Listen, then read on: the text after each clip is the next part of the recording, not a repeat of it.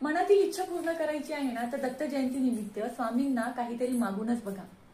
अर्ध्या अपुऱ्या इच्छा असेल किंवा अर्धे अपुरे काम असेल, मला तरी वाटतं की स्वामी नक्की पूर्ण करेल. 4 डिसेंबरला आहे दत्त जयंती आणि त्या निमित्ताने जर तुम्हाला संकल्पयुक्त पारायणाला बसायचं आहे तर 24 तारखेला स्वामी चरित्र सारामृताचं तुम्ही पारायण सुरू करू शकता. अर्थातच 11 दिवसांचं पारायण म्हणजे 4 डिसेंबरला त्याचं उद्यापन येणार आहे. जर कुठली इच्छा मनात धरून तुम्ही पारायणाला बसत असेल ना, तर ते पारायण संकल्पयुक्त असायला हवं.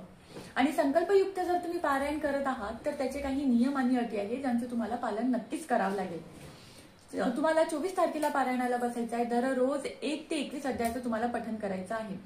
पारायणाची मांडणी काही नाही केली तरी चालेल, पण तुम्हाला पारायणाला बसायच्या आधी गणपती अथर्व शीर्षण म्हणायचं, 1 माळ गायत्री मंत्राची म्हणायची, 1 माळ श्री स्वामी समर्थ या मंत्राची म्हणायची आहे आणि त्यानंतर स्वामी स्तवन म्हणायचं आणि मग पारायणाला सुरुवात करायची. 1 ते 21 अध्याय दररोज तुम्हाला वाचायचं आहे. 11 दिवसांचं पारायण आहे तर 11 दिवस अर्थातच काही नियम आणि अटींचं पालन करायचं आहे. जसे की तुम्हाला 11 दिवस जर तुम्ही नॉनव्हेज खात असेल तर ते तुम्हाला सोडायचं आहे. जर तुम्ही मद्यपान करत असेल तर ते तुम्हाला नाही करायचं आहे. 11 दिवस तुम्हाला पारायण फक्त तुमच्या घरात करायचं आहे. 11 दिवस कुठे प्रवास करू नका किंवा कुठे जाऊ नका.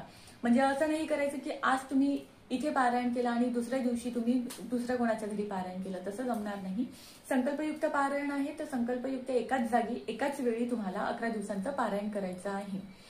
काय होतं ना की तो जो ऑरा बनतो, तो जो आपल्या भोवती एनर्जी बनते, ती एनर्जी डिस्टर्ब नको व्हायला म्हणून आपण पारायणाच्या काळात कुठे जात नाही किंवा गावाची वेश ओलांडत नाही.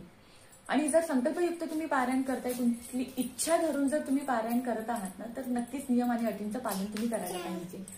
दत्त जयंती आहे, स्वामी आपले आई वडील सगळेच आहेत, तर त्या निमित्ताने तुम्ही संकल्पयुक्त पारायण करून बघा. स्वामी तुमची इच्छा नक्कीच पूर्ण करतील. अजून काही माहिती हवी असेल तर कमेंट नक्की करा. भिवू नको, स्वामी सदैव पाठीशी आहे.